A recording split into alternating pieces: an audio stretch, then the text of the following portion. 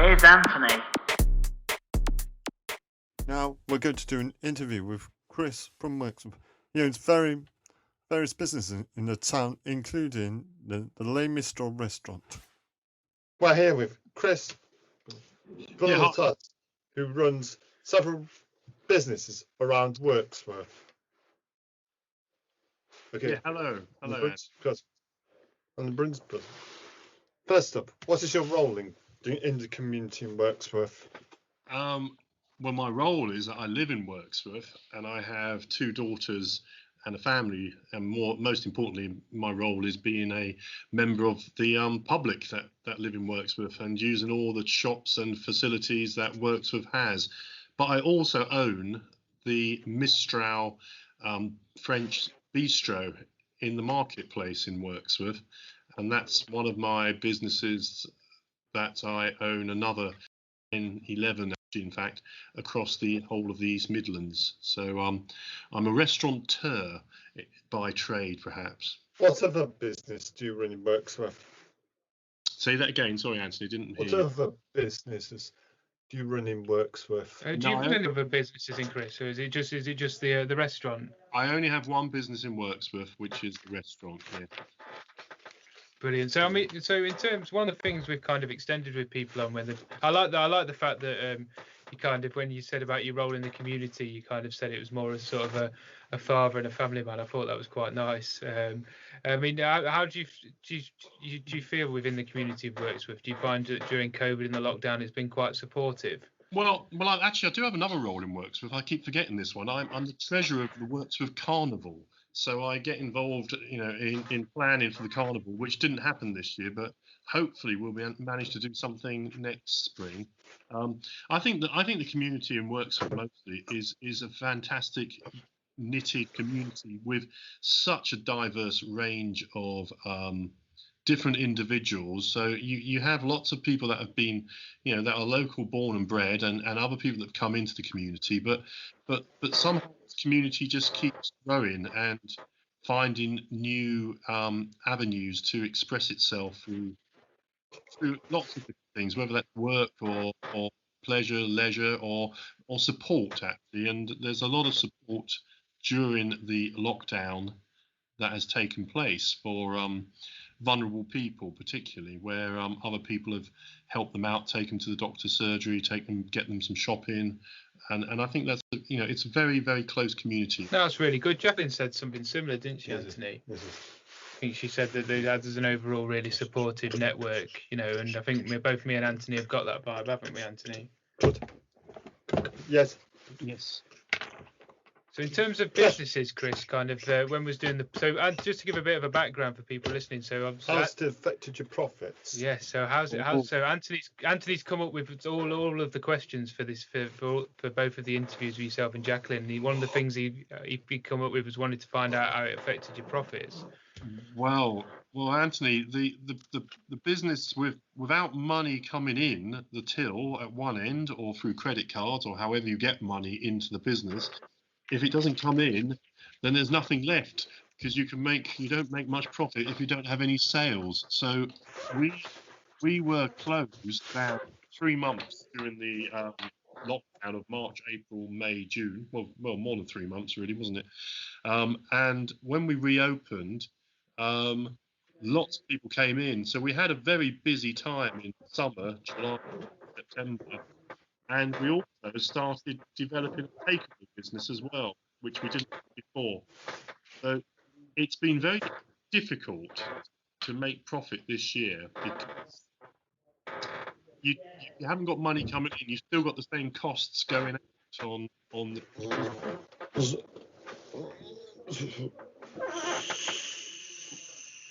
We've got lots of noise at the moment. Yeah, you've just cut out a little bit there, Chris. Did I? Oh dear, that's what. Yeah. So I think. So can you remember where he was up to, Anthony? Where Chris was up to? No. I think you were saying about how sort of money's you've developed more of a takeaway service. Yes, still about takeaway service. Yeah, so the takeaway service has really helped when we've had to be closed to keep the money coming in on the top line to pay for all all the what we would call the fixed costs of our business, which are things like property, heating, electric, gas, and tax. And so we've managed to probably break even this year so far, but not actually make any money. Well, you've done well, to be fair, just to break even, Chris. Yes, I think we've done very well to break even at the moment. Yes. What's the current situation? Are you working from home? I do work from home. Yes, I have an office at home, which I'm in. And how has it affected you emotionally? That's a very good question, because that varies on when it was sunny during the summer and you could be outside. And I was working outside, in fact, in the garden under a gazebo with my computers outside. That was really nice. Now that the weather's cold, and today it's particularly horrible and grey and wet, you kind of feel a bit more down in the dumps, don't you? Sometimes when it's like that. So I guess it varies. It also varies on the news. So the good news has been, of course, that there is a vaccine coming down the road slowly. But the bad news is that, in my mind, our Prime Minister hasn't got a clue about how to support businesses and people that, at this moment in time, going bankrupt or losing their jobs. So we have this mixture of good news and bad news, and I guess that's how it affects my mood.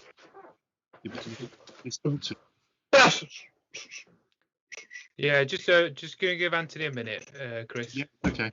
Okay, go. Yeah, he's good to go. So one of the things we spoke about with Jacqueline was just to kind of give another side of it, of how it's affected Anthony. So how would you say it's affected you with the lockdown and everything else? I haven't been able to see Suzanne, and I haven't been able to see Paul and stuff. So do you want to explain to Chris who Suzanne is from Suzanne's my support worker. Yeah. And how do you reckon it's affected you in terms of not seeing Suzanne and having the usual routine? It's affected me very greatly. Do you reckon that's just because your routine stopped, or do you not find as many things to do at home?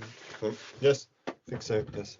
Yeah, so it's interesting. I think it affects people in so many different ways. You know, obviously from your point of view, Chris, as a kind of a businessman and having loads of different businesses, you've got that responsibility. You know, but that you've also got that emotional side, such as Anthony has. You know, and I think it's I agree completely. I worry that the government and the Prime Minister haven't really got enough of an understanding of individual circumstances or how it's really affecting people, you know, and enough of a plan in place without getting too political on it. Well, yeah, and I think the other thing is the physical side of meeting people, because I've met lots of people on Zoom and Teams and things like that. So I'm looking at people, but you're not really meeting them because you can't touch them, and you can't actually share your emotions physically. I don't mean, just by whether it's hugging, shaking hands, or thanking people, or just being close to people. So I think that's the hardest bit, is that not really, like your support worker, Anthony, is not being in the same room with people, or outside even with people and meeting them. I think that's very difficult. And I work in what we call hospitality. So we my very nature is to be close to people and spend time listening to them and talking to them. So I've really missed that side of life in general. What other support networks are you involved in? I'm also involved in a charity near Matlock called Greenaway Workshops, where we are just building a bunch of sessions and outbound program to help people with needing independent living skill help. So helping people gain more confidence about going out, going shopping, preparing lists, doing housework, maybe painting and decorating even, or doing some gardening. But generally anything that people, mostly young people, in fact, as well, need assistance in and practicing, really, and so they feel confident to go off and do some things by themselves. So that's taken up a lot of time. as in the springtime, I'm sure the carnival will as well, organising a fun weekend for the people of Wirksworth and helping organise that and all the funding that goes into that.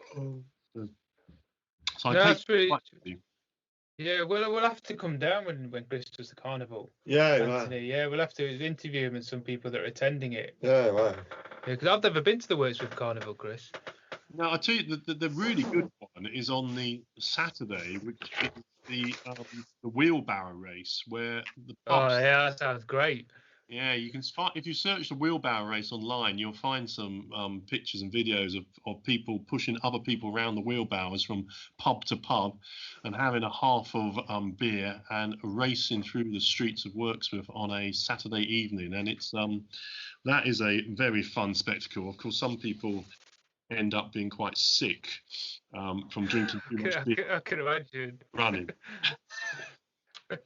We'll Anthony's just scribbled that down as part of our research, so we'll have a look and have a bit of a chat about that as we try and sort of encapsulate Wirksworth, because we want to look at the positives, don't we, Anthony, as much as kind of reflecting on the lockdown. What's your hopes for after Christmas in 2021?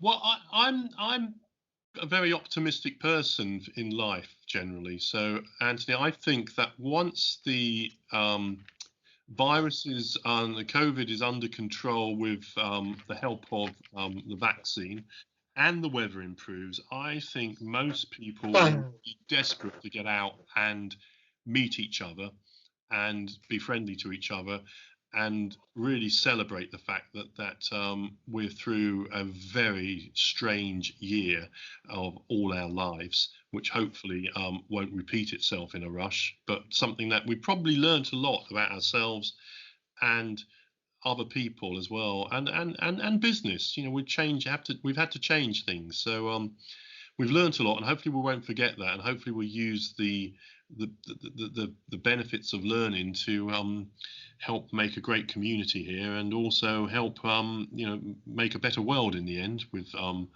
some of the things we've learned about that you don't need to drive everywhere, for instance. Yeah, So, very true. Yeah. No, I think that's really cool. You know, would you agree, Anthony? That kind of positive mindset's really, really important. I think that's the key to it, is trying to take the positives and what we've learned and carry that forward.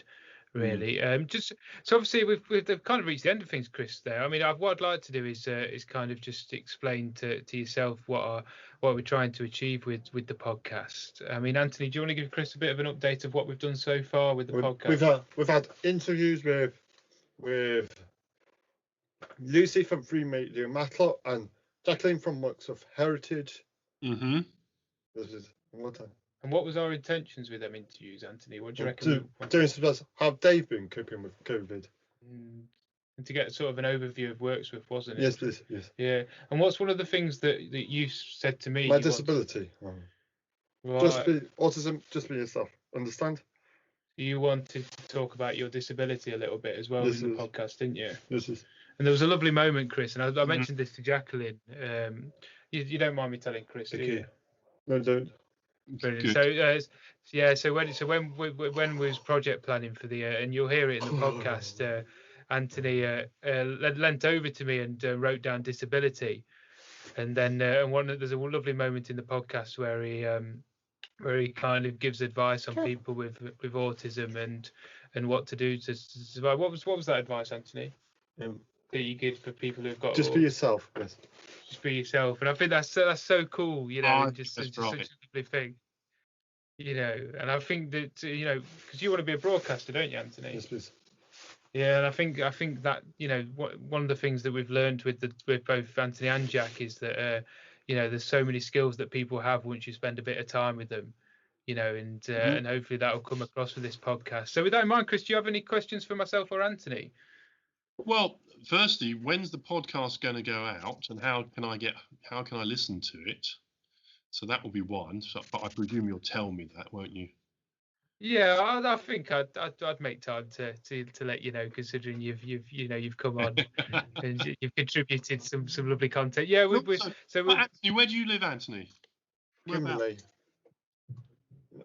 Nottinghamshire. Kimberley. Oh, Kimberley. Yes, I'm sorry. I couldn't think of Kimberley. Yes, I always think Kimberley's on this side of the M1, so therefore that must be Derbyshire, but it's not, is it? It's Nottinghamshire.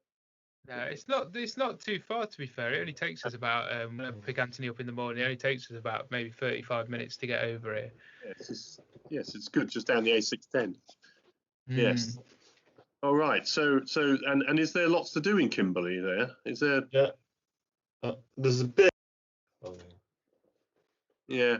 Because my two daughters, who also have they have learning disabilities, and they're 21 and a half, and one of the problems in Wirksworth is that it's a very friendly place and a very good place, and people accept everybody, but there's not really a lot to do sociably for young people in Wirksworth, and I always worry that if you haven't got much to do, then that's when you sit around and do nothing, which isn't good.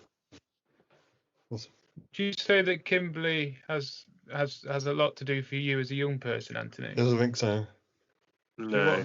No, I think that's because there's something that just in terms of hopefully what we've been doing here has been able to offer him. Because you did go to Confetti, didn't you? Yes.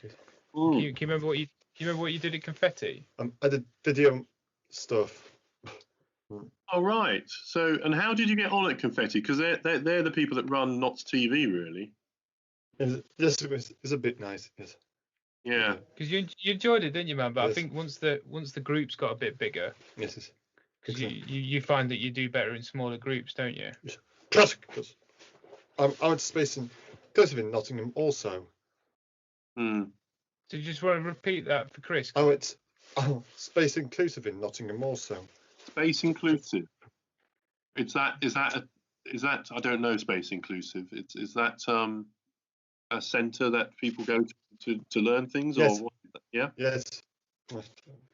How would you describe space? And it was the same. It started off as a small group, but then it got bigger. Yes. Right. And it's basically like a support provision, Chris. And did you find that? Did you enjoy it when it was a small group? And I think so. Then did you struggle when it kind of got bigger? Yes, please. Yeah, obviously I don't want to, so I don't want to diss space in any way, but I think that's a lot of the struggles is that it's difficult because, it's hard to accommodate individuals, whereas I can remember last week, the first time we kind of started project planning, Anthony kind of grabbed a pen and started writing down these really, really well thought out questions, like you say, around how it's affected people emotionally and what support networks are people involved in, Okay. And I think that shows that it's just about getting through to that next layer, really. Yes. Definitely key. In terms of the podcast, Chris.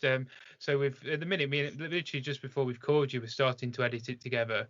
Right. And the idea is sort of in the last week we'll compile everything together and then we release it just before Christmas on Spotify and but it'd be on YouTube as well. And That's if you'd like a copy of it, I think I'm going to chat to Anthony about it, but we're going to think about maybe splitting. We'll have it as one whole podcast, but also split it into separate sections so people can access different things. Because obviously we've spoken to a few different people in Wirksworth. I think that would be great, and I like listening to podcasts when I exercise on my rowing machine. So that would be the time that I can listen to it. So I can row through Wirksworth listening to podcasts. No, that's good. I'm the same. I do it whenever I'm trying to focus on. I'll whack a podcast on, and it tends to do the job. So I hope you enjoy it. Have you got any other questions for myself or Ant? Not at the moment, Aaron. I think it's that's fine. to catch up.